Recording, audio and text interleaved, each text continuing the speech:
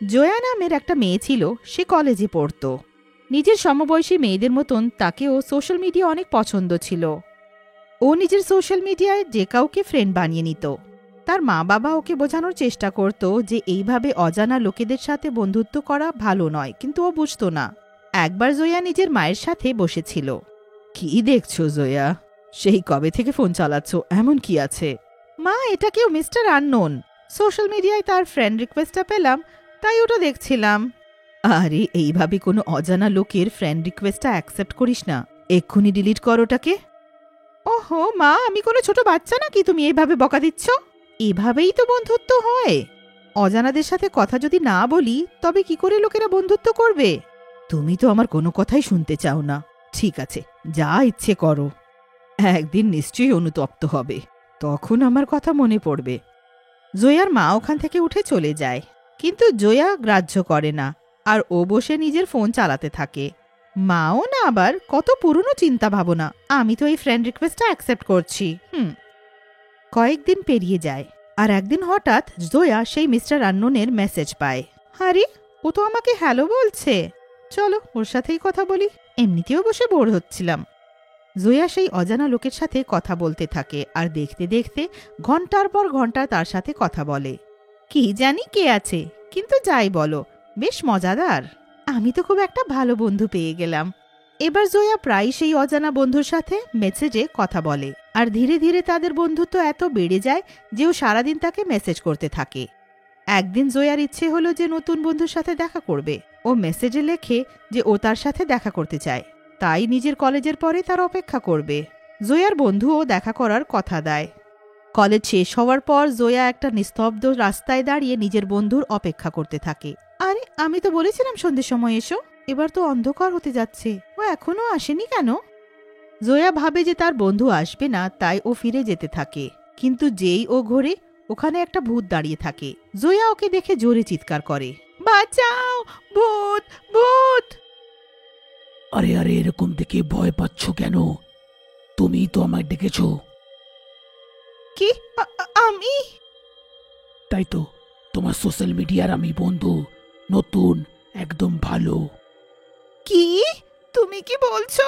আমি তো জানতাম না যে তুমি একটা মানুষ নয়, বরং একটা ভূত। আমি যদি জানতাম যে একটা ভূত আমার সাথে বন্ধুত্ব করতে চায়, তো আমি কখনো তোমার সাথে বন্ধুত্ব করতাম না। জয়ার কথা শুনে ভূত রেগে যায়। ও, তার মানে তুমি বন্ধু মানো না? না, একদম না। ভূত জয়ার গলা ধরে তাকে তুলে দেয়। ছাড়ো আমাকে, ছাড়ো। তোর ভালো লাগুক বা তোর খারাপই লাগুক, আমি তোর বন্ধু। তোর যদি বন্ধুত্ব করার না থাকে তাহলে রিকোয়েস্ট অ্যাকসেপ্ট করেছিলিস কেন? তুই যদি এখন বন্ধুত্ব না করিস তাহলে তোকে মেরে ফেলবো। না না, আমাকে মেরো না, আমি তোমার বন্ধু হব। ভূত এটা শুনে জয়াকে ছেড়ে দেয়। কি? ঠিক আছে? হ্যাঁ, নিশ্চয়ই, আমি তোমার বন্ধু হব, তুমি চিন্তা করো না। কিন্তু এখন অনেক রাত হয়ে গেছে, তাই এখন আমি যাই। আরে না না, তা কি করে হয়? আমরা কি কথা বলেছিলাম, যখন দেখা করব, ঘুরবো ফিরবো, খাবো আর গল্প করব। তাহলে ছেড়ে দিই কি করে? জয়া এবার কি করবে সেটা বুঝতে পারছিল না, কিন্তু যদি ভূতের কথা না মানে তো তাকে মারা যেতে হবে। চলো, আর কি উপায় আছে আমার কাছে? তারপর ভূত জয়াকে নিয়ে একটা কবরস্থানে যায়। জয়া অবাক হয়ে যায়। আরে, এইটা কি? আমাকে কেন এনেছো এখানে? এখানে আমরা খুব গল্প করব আর মজা করব। কি? কবরস্থানে মজা? ওটা আবার কি করে? ভূত গিয়ে একটা গাছে উল্টো ঝুলে যায়। এরাম, আমি আগে এরকম ভাবে ঝুলতে ঝুলতে খুব ভাবতাম যে আমার বন্ধুর সাথে এরম ভাবে গল্প করব, কিন্তু তুমি এখন আছো, এসো এখানে ঝোলো। তোমার মাথা খারাপ হয়েছে কি? আমি কিভাবে উপরে ঝুলবো ওখানে? তুই আসবি কি না? আমি কিন্তু এসে তোকে এখানে পুঁতে দেব। আরে না না, আসছি আমি, দাঁড়াও। জয়া গিয়ে গাছে ঝুলে যায়, আর ভূত তার সাথে গল্প করতে লাগে। জয়া মনে মনে ভাবে, এটা আমি কোথায় ফেসে গেলাম, এবার কি করে বাঁচি? মা ঠিকই বলতো যে এই অজানা লোকেদের সাথে কথা বলে আমি একদিন ফেসে যাব। ক্লান্ত হয়ে গেছো না? এসো তোমায় কিছু খাইয়ে দিই, আইসো। ভূত জয়াকে নিয়ে একটু এগিয়ে যায়। ওখানে একটা লোক আসতে থাকে। ভূত গিয়ে তাকে ধরে নেয়। আরে আরে, ভূত, ছাড়ো ছাড়ো, আমায় যেতে দাও। ভূত তাকে মেরে খেতে লাগে। জয়া এইসব দেখে অনেক ভয় পেয়ে যায়। আরে এইটা তুমি কি করলে? ওকে মারলে কেন? আরে এটাই তো আমার খাবার, এসো তুমিও খাও, ভয় পেও না, আমি কিন্তু তোমায় খাবো না, বুঝলে? এইসব দেখে জয়া অনেক ভয় পেতে থাকে, কিন্তু ও পালানোর কোনো উপায়ও দেখতে পারছিল না। হঠাৎ ও নিজের ফোন দেখে আর একটা উপায় ভাবে। ও শোনো, আমাদের নতুন বন্ধুত্ব হয়েছে আর এখানে আজকে একসাথে মজা করছি, তো কেন না আমরা আমাদের সোশ্যাল মিডিয়ায় সবাইকে এটা জানাই? হ্যাঁ, আমি তো জানি তুমি প্রায় বন্ধুদের সাথে ছবি তুলে সোশ্যাল মিডিয়ায় আপলোড করো। আমি খুব খুশি হলাম যে আমি তোমার বন্ধু হয়েছি। নাও ছবিটা তোলো আর পোস্ট করো। জয়া নিজের ফোন বার করে ভিডিও বানাতে লাগে।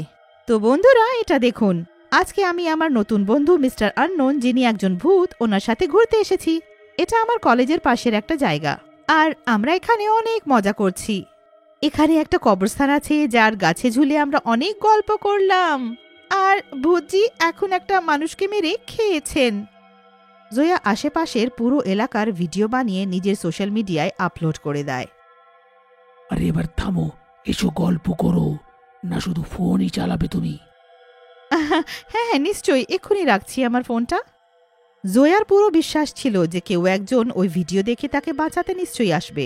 ও ভিডিওতে নিজের ঠিকানা ভালো করে জানিয়ে দিয়েছিল যাতে কাউকে তাকে খুঁজতে কোনো কষ্ট না হয়। অন্যদিকে জয়ার মা তাকে খুঁজতে খুঁজতে অস্থির হচ্ছিল। কত দেরি হয়ে গেল, এখনো জয়া ফেরেনি। এত দেরি তো আগে কখনো করেনি। জয়ার মা এসব ভাবতে থাকে, তখনই জয়ার একজন বান্ধবী রিমঝিম ছুটে তার কাছে আসে। আরে কি হলো রিমঝিম, এইভাবে ছুটে আসছো কেন? কি ব্যাপার? আরে কাকিমা, ব্যাপারটা তো খুব বড়। এই দেখুন, জয়া নিজের সোশ্যাল মিডিয়ায় একটা ভিডিও দিয়েছে। ও কোনো ভূতের সাথে কোথাও ফেসে আছে। জয়ার মা পুরো ভিডিও দেখে আর দেখে সে অবাক হয়ে যায়। আমি এই মেয়েটাকে সবসময় অজানা লোকেদের সাথে বন্ধুত্ব করতে বারণ করতাম। এবার দেখ, এই অজানাটা একটা ভূত। এবার কি হবে? আমাকে এক্ষুনি যেতে হবে ওকে বাঁচাতে। জয়ার মা তাড়াতাড়ি সেই জায়গায় যায় যার ঠিকানাটা জয়া নিজের ভিডিওতে দিয়েছিল। মা, ভালো হলো তুমি এলে। আমি সেই কবে থেকেই ভূতের সাথে ফেসেছিলাম, আমি তো বুঝতেই পারছিলাম না যে কি করি। ভয় পাস না মা, এবার আমি চলে এসেছি, এবার তোর কিছু হবে না। কি আটকে ছিলে? কিন্তু আমরা বন্ধু, একসাথে মজা করছিলাম যে। এই রে পাগল ভূত, আমি তোর বন্ধু নই। আমি তো বললাম না, আমি যদি জানতাম যে তুই একটা ভূত তো আমি কখনো তোর ফ্রেন্ড রিকোয়েস্ট অ্যাকসেপ্ট করতাম না, আর ভুল করেও তোর সাথে বন্ধুত্ব করতাম না। আমি তো শুধু আমার প্রাণ বাঁচানোর জন্য এতক্ষণ তোর সাথে ছিলাম। প্রতারণা করলি, তোকে আমি জ্যান্ত ছাড়বো না, মেরে ফেলবো তোকে। ভূত এইটা শুনে অনেক রেগে যায় আর ও জয়াকে মারার জন্য এগিয়ে আসে। ভূত কিছু করত তার আগেই জয়ার বান্ধবী রিমঝিম নিজের সাথে কয়েকজনকে নিয়ে আসে। ওরা সবাই মিলে ভূতকে অনেক মারে আর মেরে ওই ভূতকে ওখান থেকে তাড়িয়ে দেয়।